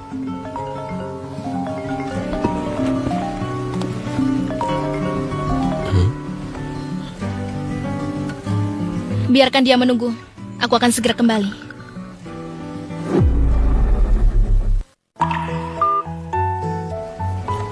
Apa kamu ada urusan penting? Tidak penting, bisa bercerita denganmu tentang pengalaman kehidupan sebelumnya. Rasanya cukup ajaib. Mendengarkanmu menceritakan masa depanku, rasanya lebih ajaib lagi. Sebentar lagi selesai. Di tahun ketiga, perusahaanmu berkembang terlalu cepat. Kamu mendapat kecemburuan dari kekuatan lokal di Jiangzhou. Kamu sangat tersingkir. Kamu mengalami kemunduran besar. Bisnis grosir barang kecilmu terpaksa beralih. Lalu masuk ke industri teknologi. Tapi justru membuka dunia baru. Kamu mematenkan semua penemuanmu. Laris di seluruh negeri. Aku dipenjara selama 3 tahun, lalu menghabiskan 3 tahun memulai bisnis. Totalnya 6 tahun. Menurut ceritamu, 7 tahun kemudian aku menjadi CEO. Jadi, selanjutnya adalah tahun terakhir. Benar sekali. Bukankah kamu bilang di kehidupan sebelumnya kamu adalah istriku? Lalu kenapa selama periode ini kamu tidak pernah muncul? Karena pertemuan kita terjadi di tahun keempat yang sangat penting.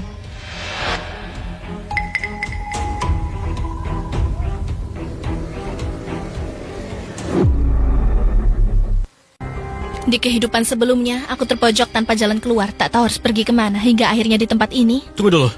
Kamu bilang kamu terpojok. 7 tahun, bisa buatmu menjadi CEO. Tentu saja juga bisa buatku jatuh ke dasar jurang. Benar-benar nasib bisa berputar. Yang dulu di atas, kini di bawah ya.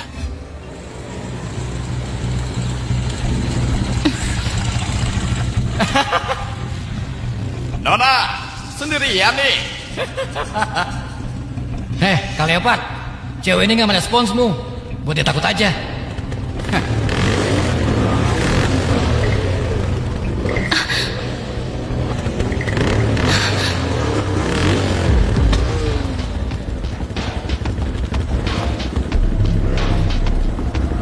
Kamu tidak apa-apa.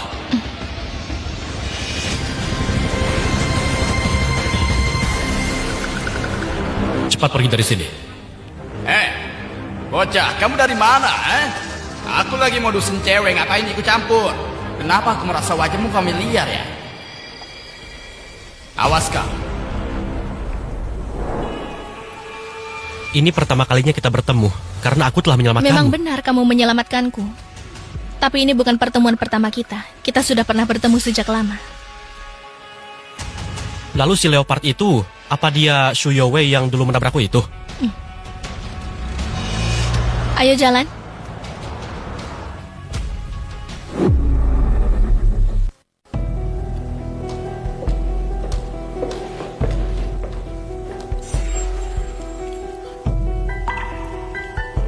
Tempat apa ini? Di kehidupan sebelumnya, ini adalah tempat di mana kamu menyatukan seluruh wilayah Jiangzhou. Menyatukan wilayah Jiangzhou. Tahun ke-7, setelah kamu mengumpulkan kekayaan yang sangat besar, dari penemuan teknologimu, kamu mengalahkan 5 keluarga besar Jiangzhou. Di tempat ini kamu mengadakan sebuah pertemuan. Dalam pertemuan itu, kamu menghancurkan kekuatan terakhir yang melawanmu. Dan orang-orang mengatakan kamu brutal dan tidak berperasaan, kejam dan bengis. Sejak saat itu, orang-orang memberimu julukan Tuan Besar Jing. Selama ini, siapa yang terus mengganggu Yu Chaoqing? Maafkan saya, Tuan Besar. Saya tidak tahu diri. Seharusnya tidak mengganggu orang Anda. Tutup matamu. Tuan Besar, memperlakukan anak buahku seperti ini tidaklah pantas kan? Wu Chen-gun, 7 tahun yang lalu, kau menerima uang dari Shu Yowei dan mencoba membunuhku. Mencoba membunuhmu? Shu Yowei menyuruhmu untuk menabrakku. Kaki ini jadi cacat karenanya. Aku tidak peduli kalian ini bos nomor 1 di Jiangzhou, nomor 5, atau yang terakhir. Mulai sekarang ketika mendengar nama Yu Chaoqing, tundukkan kepala kalian. Mulai sekarang ketika mendengar nama Sujing, tundukkan kepala kalian. Inilah kisah lengkap bagaimana kamu menjadi Tuan Besar Jing. Kisah yang menarik. Jika semuanya berjalan sesuai jalur yang sudah ditentukan, kenapa kamu kembali? Karena menurutku kehidupan seperti itu cukup legendaris. Kamu telah mengubah takdir. Mungkin sekarang aku tidak akan bisa menjadi Tuan Besar Jing. Aku takut akan mengecewakanmu. Jangan salah paham ya. Aku tidak bermaksud menyalahkanmu. Aku hanya takut aku tidak bisa menjadi orang kuat seperti bayanganmu. Aku akan mengecewakanmu. aku tak berharap apapun padamu. Apa? Aku tak berharap apapun padamu dan tidak ingin kamu menjadi siapapun. Aku hanya merasa kehidupanmu sebelumnya terlalu menderita. Ibumu meninggal saat kecil, dipenjara karena fitnah, ditinggalkan semua orang, kehilangan satu kaki, berjuang dengan sangat keras. Dari orang yang baik hati, menjadi orang yang sangat kejam tanpa belas kasih sebagai Tuan Besar. Hidupmu terlalu sulit dan melelahkan. Aku merasa sedih. Karena takdir membiarkanmu hidup kembali. Aku tidak menginginkan apapun, hanya ingin kamu menjadi dirimu sendiri. Terima kasih atas perhatianmu. Tidak perlu buru-buru. Ada satu hal yang aku bohong. Membohongiku? Aku bukan istri masa depanmu. Apa? Aku bukan calon istrimu. Di kehidupan sebelumnya, kau hanya membawaku di sisimu. Kau tak pernah mencintaiku. Tidak pernah mencintai? Apakah karena hatiku masih menyimpan Xiao Yu'er. Xiao Yu'er yang ada di hatimu sebenarnya tidak sepenting yang kau bayangkan. Mana mungkin begitu? Orang-orang bilang Fondu tidak punya perasaan. Tapi dibandingkan denganmu di kehidupan sebelumnya, apa artinya julukan itu? Kaulah yang sebenarnya tidak berperasaan. Yang kau pelajari dari ajaran Buddha tentang belas kasih adalah mengizinkan dirimu untuk tidak lagi berbelas kasih. Mengizinkan diri untuk tidak lagi berbelas kasih. Di kehidupan sebelumnya, cahayamu terlalu menyilaukan. Kau memandang semua orang di sekitarmu dengan cara yang sama. Terhadap siapapun, kau selalu penuh kewaspadaan. Mana mungkin kau tertarik pada orang biasa sepertiku? Kau sudah sangat hebat. Mungkin aku merasa di kehidupan sebelumnya, hatiku sudah memilih Xiao Yu'er. Bodoh. Yu di Xiao Yu'er itu, Yu yang mana? Yu sebagai ikan atau ikan sungai? Aku hanya penasaran, sebenarnya peristiwa apa yang terjadi yang membuatmu dari sosok Fonyu yang dikagumi di Jiangshou berubah menjadi seorang yang perlu kulindungi? Aku...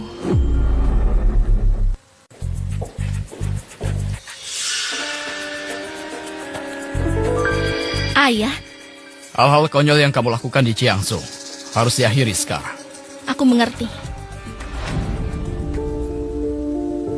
Aku harus pergi. Jaga dirimu baik-baik. Kamu mau kemana? Hei, Yu Chaoqing! Yu Chaoqing! Barangmu! Yu Chaoqing! Kakakku sudah cukup baik padamu. Cukup sampai di sini saja.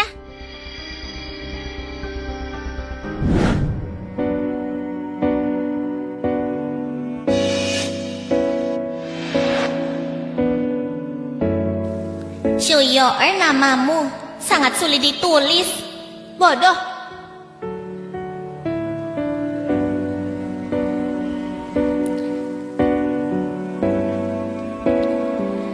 Kakak Shujing, kalau sulit ditulis, huruf Yu dalam Xiao Yu'er adalah ikan sungai, huruf ikan laut.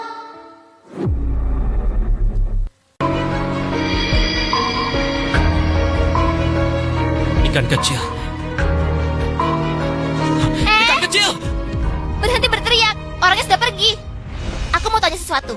Kakakku belakangan ini bertingkah aneh, seperti berubah menjadi orang lain. Sepengetahuanku, dia tidak mungkin tanpa alasan bersikap baik pada seseorang. Kalau aku tanya, dia coba bilang soal kehidupan masa lalu dan sekarang. Aku tanya padamu, kakakku, apa dia reinkarnasi? Sudahlah dasar kau ini. Siapapun kau sebenarnya, jangan buat kakakku kecewa ya. Oh, satu lagi. Jangan coba-coba mengikutiku. Ayahku tidak seperti aku. Hati-hati kalau dia marah. Dia bisa membunuhmu. Aku hanya menjalani hidupku. Atas dasar apa dia membunuhku? Atas dasar apa? Kakakku sudah memberikan hotel besar Jingqing kepadamu. Juga sebuah perusahaan teknologi, logistik, mobil mewah, rumah megah. Kau pikir bisa menolaknya? Aku lebih memilih tidak menerima semua itu. Aku bisa mengandalkan usahaku sendiri untuk mendapatnya. Kakakmu bilang, aku adalah suaminya di masa depan. Aku hanya ingin dia. Calon suami, benar kakakku menyukaimu. Tapi, dia tidak pernah bermaksud menjadikanmu suaminya. Tidak mungkin. Apa yang tidak mungkin? Sadarlah. Kakakku telah beribadah dan tidak mau menikah. Kau pasti tahu. Aku tahu. Tapi mungkin dia menungguku. Menunggumu? Atas dasar apa? Kakakku setuju untuk menikah dengan pria pilihan ayahku. Tapi dengan syarat, semua yang dilakukan terhadapmu, keluarga tidak boleh ikut campur. Salahmu sendiri, tidak mau pergi ke kamar itu. Kalau berhasil sekali saja, kau bisa dapat kehormatan atas anakmu. Dan ayah mengizinkanmu menjadi menantu. Ya sudahlah, tidak perlu dibahas. Jaga dirimu baik-baik. Yu Chaoqing! Aku akan mengembalikan semua barangmu. Jangan pergi, kumohon. Hei, Hei, tidak bisa.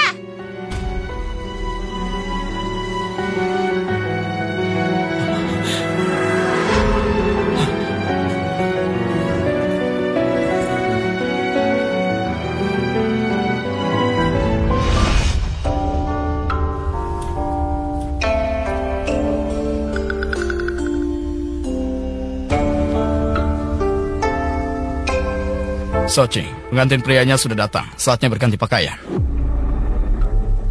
Aku sedang dalam masa disiplin.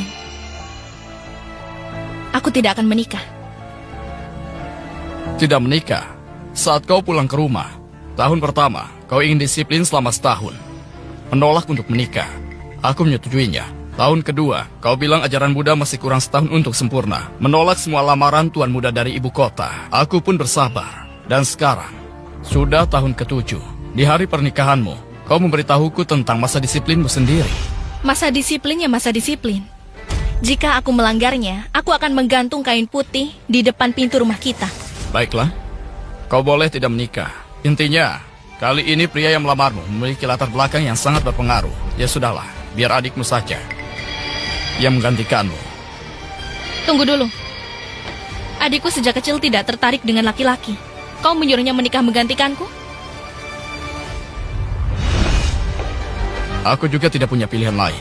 Aku ingat 7 tahun yang lalu, di Jianzhou ada keluarga Shu yang membiarkan kakak menggantikan adiknya di penjara. Jadi di keluarga kita, membiarkan adik perempuan menggantikan kakaknya menikah. Seharusnya bukan masalah besar, kan? Kau seperti ini akan menghancurkan hidupnya. Aku tidak mau menikah. Tidak mau menikah. Kakak, lepaskan aku.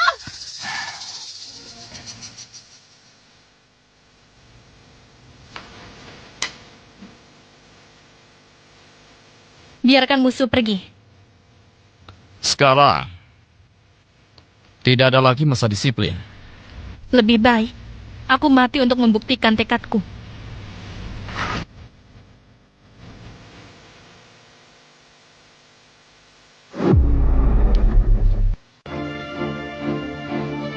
Menurut perkembangan di kehidupan sebelumnya, keluarga Yu semakin terpuruk. Demi menunda keruntuhan, ayah memaksaku menikah dengan seseorang yang berkelakuan buruk. Tuan muda dari keluarga terpandang di ibu kota. Aku tidak menyetujuinya. Di kehidupan ini aku juga begitu. Tapi perkembangan keluarga Yu justru semakin baik. Kenapa? Chao Ching, jangan buru-buru ganti baju dulu.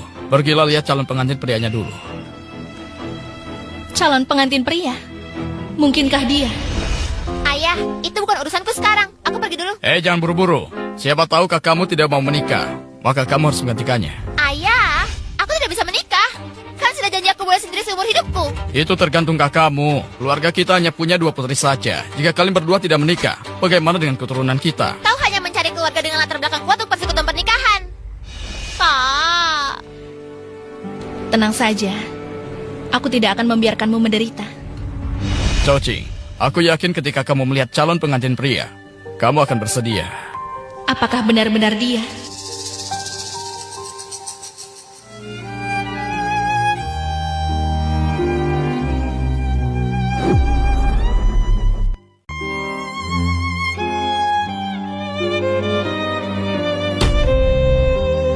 Ayah, ini calon pengantin prianya. Tidak mau. Aku tidak akan menikah dengan orang.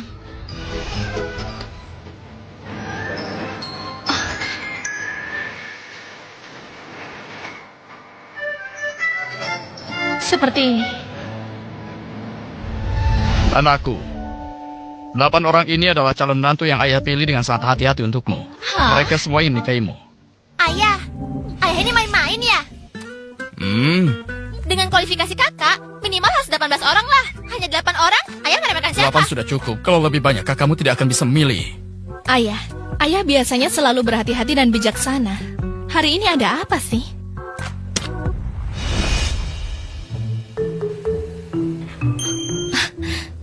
Chao Ching, calon suamimu ini kamu mau pilih atau tidak? Kalau mundur, masih sempat loh. Aku akan pilih. Chao Ching, aku belum selesai menjelaskan aturannya. Kamu sudah tidak sabar. Baiklah, aku akan bersabar. Ayah, silakan jelaskan. Pertama-tama, kamu tidak boleh berkomunikasi dengan mereka. Tidak boleh menyentuh. Kamu hanya boleh mengamati dari 2 meter. Itu sangat mudah. Yang kedua, kamu hanya punya 3 kesempatan. Jika kesempatan ketiga sudah terpakai dan kamu masih belum menemukan pria idamanmu, maka kamu tidak akan punya kesempatan lagi. Setelah itu, ayah yang akan memilihkan untukmu. 3 kesempatan. 3 kesempatan sudah cukup. Totalnya hanya 8. Kau sudah mendekati setengahnya. Aku yakin kamu bisa memilih orang yang kamu inginkan. 3 kesempatan terlalu banyak. Aku cukup dengan 1 kesempatan saja.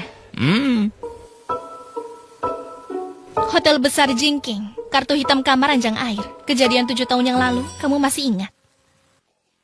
Tapi, aku tidak akan memilihmu, karena kamu hanya seorang penipu. Tangannya tidak sehitam ini. Anak Yu memang hebat. Juga, Sekarang sudah 7 tahun. Tangannya itu jauh lebih hitam di tanganku. Sepertinya kamu menebaknya dengan benar. Tapi Cao Qing, kamu tidak boleh berceloteh dengan analisismu. Setelah topengnya dilepas, satu kesempatan sudah terpakai. Sekarang sisa 2 lagi. Pilih saja yang kamu inginkan. Baiklah, akan kupilih.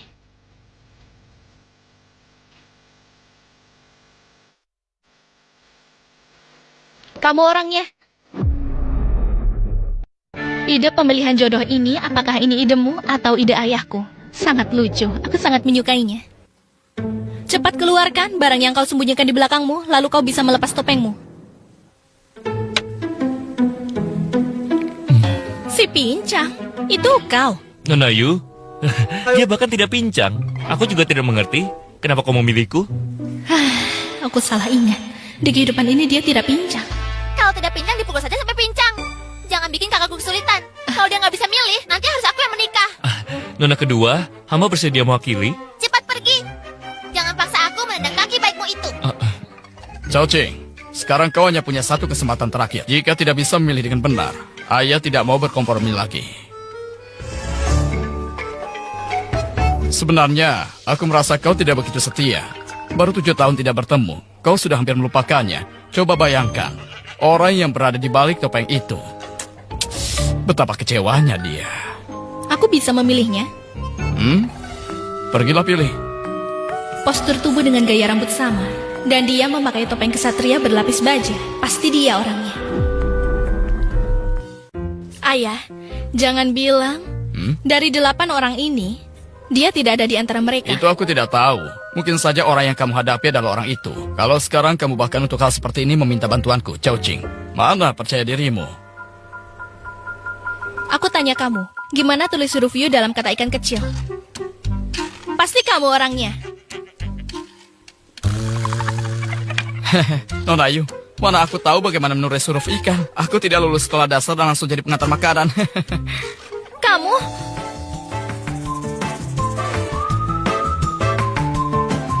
Sudah kuduga, kalian mempermainkanku. Monsieur, sepertinya kakakmu hari ini tidak akan menikah. Tidak ada yang memenuhi standarnya. Sepertinya hanya kamu yang bisa menggantikannya. Mari, biar ku perkenalkan mereka pada kalian. Yang ini adalah orang yang ketika keluarga Yu menghadapi kebangkrutan, dia membantu kami dengan dana yang cukup untuk membantu keluarga Yu melewati masa sulit.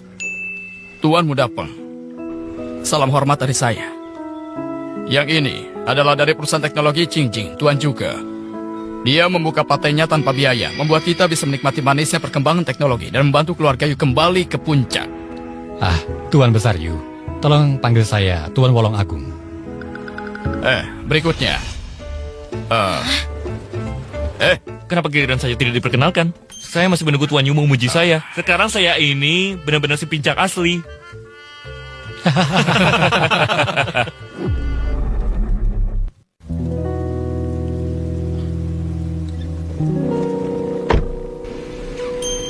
Nyalakan mobilnya. Mau kemana? Jangan tanya, jalan saja. Nona, nafsu, amarah, dan kebodohanmu masih sangat parah ya. 2 kehidupan berlatih spiritual gagal. Ini tidak baik kan? Kamu siapa? Namaku Xu Jing, umurku 30 tahun, dan 1 hari lagi, aku akan menjadi suamimu. Nama kecilmu Xiao Yuer, aku tidak salah kan? Singkatnya, aku adalah calon suamimu. 7 tahun lalu karena kecelakaan kita berpisah. Tak disangka, aku malah jadi CEO. Meskipun aku tahu sejauh mana pencapaianku, tapi cepat atau lambat kita akan bersama. Jadi, tolong segera menikah dan punya anak denganku. Ini adalah kamar ranjang air di hotelku. Saat ini belum menjadi gaya yang paling kusukai, tapi mungkin setelah mencobanya, aku akan menyukainya. Aku tidak mau mencoba denganmu. Mana bisa begitu? Ayahmu hari ini sudah menuduhmu yang bukan-bukan. Adikmu bohong dengan permainan. Dan kamu sudah terpaksa menyetujuinya. Lagi pula, aku akan menyetir mobilnya dan menunggumu. Kamu tahu aku akan keluar karena marah.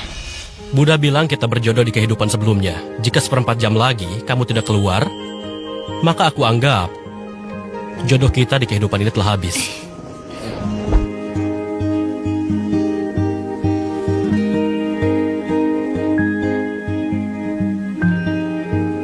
Apa sih yang kamu omongin? Berhenti. Biarkan aku melepas tasbihku dulu.